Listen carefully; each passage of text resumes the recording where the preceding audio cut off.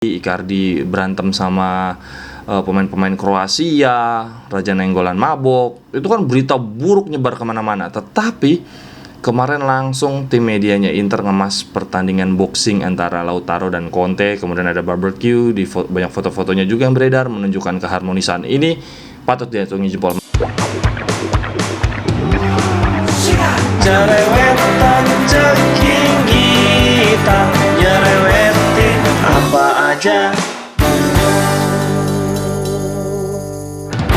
Halo teman-teman, ketemu lagi di Cerewetin Inter, video yang gue buat untuk ngebahas klub favorit gue, Inter. Selamat Idul Fitri buat teman-teman semua, teman-teman Interisti yang merayakan. Semoga Lebaran tahun ini menjadi berkah bagi kita semua, membuat kita semakin kuat bertahan di masa pandemi. Amin. Akhir pekan nanti, gue lupa hari dan jamnya, kita akan melawan Juventus. Menurut teman-teman gimana? Squad inti kah? Yang jelas kita hampir pasti nggak dapat guard of honor dari Juventus ini, dari pemain Juventus nih. Tadinya gue berharap dapat guard of honor, cuma kemarin waktu lawan Roma kita nggak dapat guard of honor, cuman pas lawan Sampdoria. Jadi lawan Juve kemungkinan kecil kita dapat, sayang banget. Terus pas lawan Roma kemarin, Ionut Radu jadi pemain inti, jadi starting 11. Gua pikir gaya mainnya Radu akan coba dihandanovikan role-nya. Dia build up permainan dari belakang, tapi nyatanya Radu cuma jadi penjaga gawang pada umumnya, jaga gawang aja, nggak memulai permainan. Sayang banget, padahal menurut gua ya kenapa nggak dicoba, walaupun terada blunder, mainannya jadi kacau, tapi kan kita udah aman. Kesempatan melihat potensi Radu memainkan gaya Handanovic, tapi kalau dilihat dari kayak gini kayaknya Conte cuma sekedar ngasih menit nih ke Radu, udah nggak ada masa depan lagi nyoba Radu di Inter musim depan. Karena kalau gaya mainnya Conte kan jelas banget. Handa mungkin dari segi refleks, handling semua nggak kayak dia yang dulu, tapi tetap salah satu yang terbaik dalam memainkan bola di kaki. Kiper dengan kemampuan memainkan bola di kaki masih yang terbaik sih, Handanovic. Kemudian dari partai lawan Roma kemarin, salah satu yang menarik perhatian gue adalah rebranding Epic Brozo. Dia udah nggak kayak gini lagi, tetapi kayak tato di lehernya dia.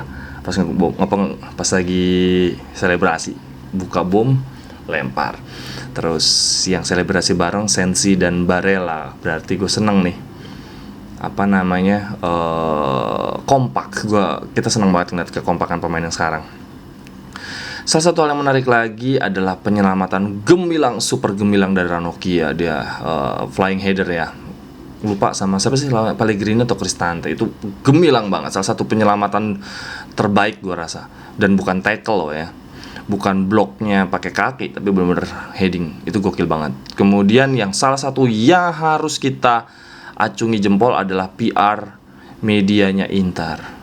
Tim medianya Inter ngemas kalau ketika ada pemain baru, Inter akses videonya kan bagus-bagus kan. Dan yang lebih utama lagi, kemarin Lautaro Martinez ribut sama Conte waktu diganti, tapi kan ternyata Lautaro kondisi fisiknya lagi nggak bagus, dan memang kita harus rotasi untuk lawan Juve nanti, dan ada pemain lain yang harus masuk kan, Pinamonti. Nggak boleh kayak gitu, attitude-nya si Lautaro.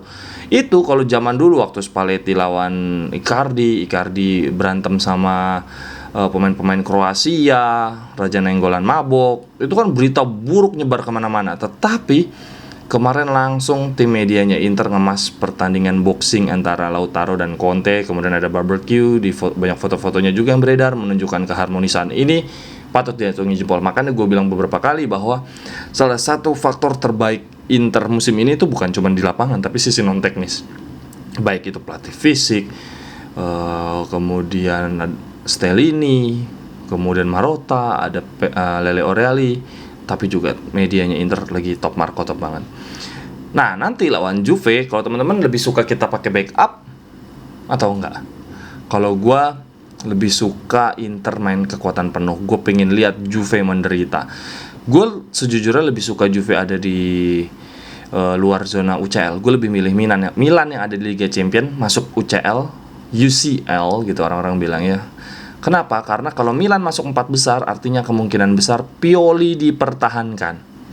Kita butuh Pioli dipertahankan dan sampai diganti Sarri nih. Kan Pioli kalau sampai masuk 4 besar berarti dia sukses dong. Musim lalu dia sukses, musim ini dia sukses lagi. peringkatan naik, nggak ada alasan untuk diputus kontraknya. Jadi gue berharap dengan Milan masuk Liga Champion dia dipertahankan. Perkara Donnarumma bertahan nggak masalah. Kita pun nggak akan punya kemampuan afford mencapai gajinya Donnarumma untuk ukuran kiper 10 juta euro ya. Nggak bakal sanggup sama sekali. Dan kenapa gue berharap Juve nggak masuk UCL? Karena berarti dia nggak sanggup beli Guardiola. Waktu Inter nggak masuk Liga Champion, Inter masuk Liga Champion waktu sama Conte kan.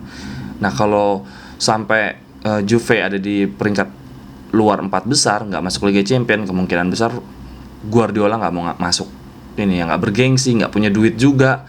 Terus pemain besar juga nggak bakal masuk, gitu, susah masuk. Jadi gue berharap Juve yang ada di luar Liga Champion. Kemudian gue juga berharap Lazio nggak masuk Liga Champion. Kenapa? Berarti Luis Alberto sama Sergei Milinkovic-Savic bisa masuk pasar.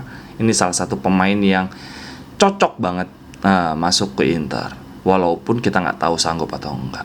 Itu sih menurut gue untuk pertandingan lawan Juve nanti. Untuk teman-teman gimana? Terima kasih banyak yang udah komentar. Maaf gue belum bisa jawab satu persatu.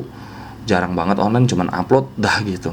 Gue baca tuh ada Mas Yongki, ada TV Mendes, ada Erlangga Prasetyo komentar minta bahas tentang finansial klub. Gue bahas deh habis video ini. Gue baca-baca dulu sebentar.